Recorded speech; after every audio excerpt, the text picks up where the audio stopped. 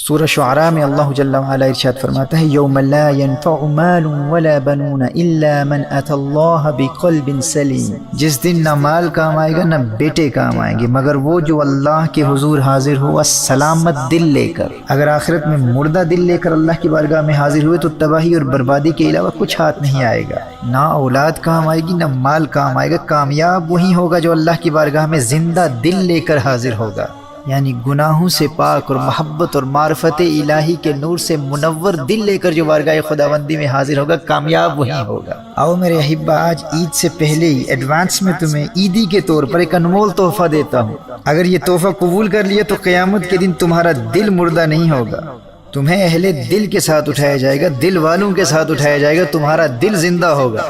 سنن ابن ماجہ کی حدیث ہے، میرے آقا صلی اللہ علیہ وآلہ وسلم نے ارشاد فرمایا، جس نے عیدین کی رات یعنی عید الاضحیٰ کی رات یا عید الفطر کی رات یعنی عید سے قبل رمضان المبارک کی آخری رات جس نے حصول ثواب کے لیے قیام کیا، اسے اللہ کیا مقام عطا فرمائے گا؟ اس دن اس کا دل مرے گا نہیں جس دن لوگوں کے دل مر جائیں گے۔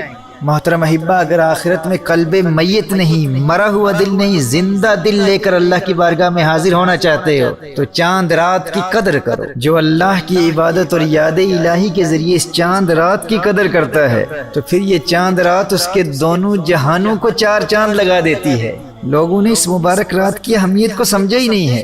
کس قدر محرومی ہے ان نادانوں کے لیے جو دونوں جہانوں میں دلوں کو حقیقی زندگی دینے والی اس مبارک رات، اس چاند رات کو شاپنگ مالز اور مارکیٹ پلیسز میں اور بازاروں کے غیر شرعی اور مخلوط ہجوم اور مجالس میں ضائع کر دیتے ہیں۔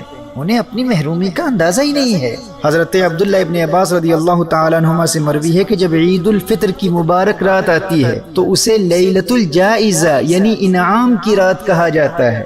اسلام میں عید الفطر کی رات یعنی چاند رات کو لیلۃ الجائزہ کہتے ہیں، یعنی انسان تمام رمضان المبارک میں دن کے روزے اور رات کے قیام اور دیگر عبادات کے ذریعے جتنی محنت کرتا ہے ان تمام عبادات کا خاص انعام اللہ جل وعلا کی جانب سے لیلۃ الجائزہ میں ملتا ہے، اس انعام کی رات میں ملتا ہے۔ یہ جسے تم چاند رات کہتے ہو نا، یہ سارے مہینے کی عبادات کا صلہ ملنے کی رات ہے، انعام ملنے کی رات ہے۔ یعنی یہ چاند رات در حقیقت اللہ جل وعلا کی طرف سے عیدی ملنے کی رات ہے۔ اس رات براہ راست اللہ کی بارگاہ سے عیدی ملتی ہے، اور عیدی کی ایک صورت یہ بھی ہے کہ اللہ جل وعلا اپنی معرفت کے طلبگاروں کے قلوب کو ایسا منور کر دیتا ہے کہ ان دلوں کی پھر کبھی موت واقع نہیں ہوتی، وہ اس دنیا میں بھی زندہ رہتے ہیں اور آخرت میں بھی زندہ رہتے ہیں۔ دیکھیے، جب عید آتی ہے نا تو لوگ اپنی اپنی حیثیت کے مطابق عیدی دیتے ہیں۔ کوئی خاندان کا بڑا شخص ہو، کوئی معروف شخص ہو، کوئی امیر یا کوئی سخی انسان ہو تو وہ اپنے مقام و مرتبے کے مطابق عام لوگوں کی بنسبت زیادہ عیدی دیتا ہے۔ تو بھائی اس کا کیا مقام ہوگا جسے اللہ کی بارگاہ سے عیدی ملتی ہو، جسے اللہ خود عیدی دیتا ہو۔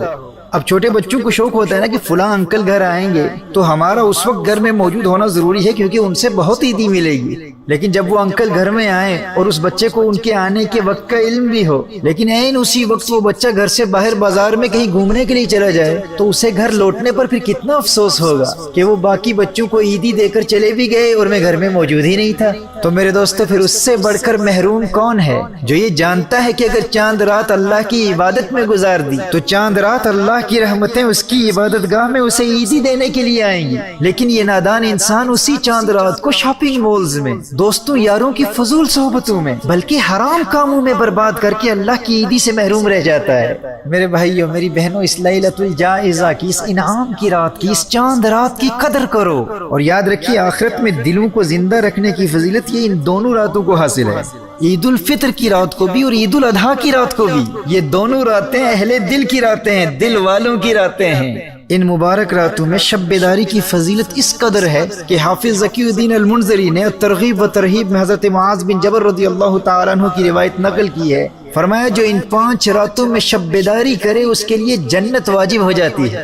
ذی الحجہ کی 8ویں، 9ویں اور 10ویں راتیں، یہ 3، اور چوتھی عید الفطر کی رات، 5ویں شعبان المعظم کی رات جسے ہم لیلۃ البراء یا شب برات کہتے ہیں۔ اس روایت سے یہ بات روز روشن کی طرح واضح ہو جاتی ہے کہ جو چاند رات شاپنگ سینٹرز کی بجائے عبادت میں گزارتا ہے اسے پھر اللہ کی بارگاہ سے عیدی ملتی ہے، اور وہ عیدی کیا ہے؟ اللہ دلوں کو دائمی زندگی بھی دیتا ہے اور عیدی میں جنت بھی عطا کر دیتا ہے۔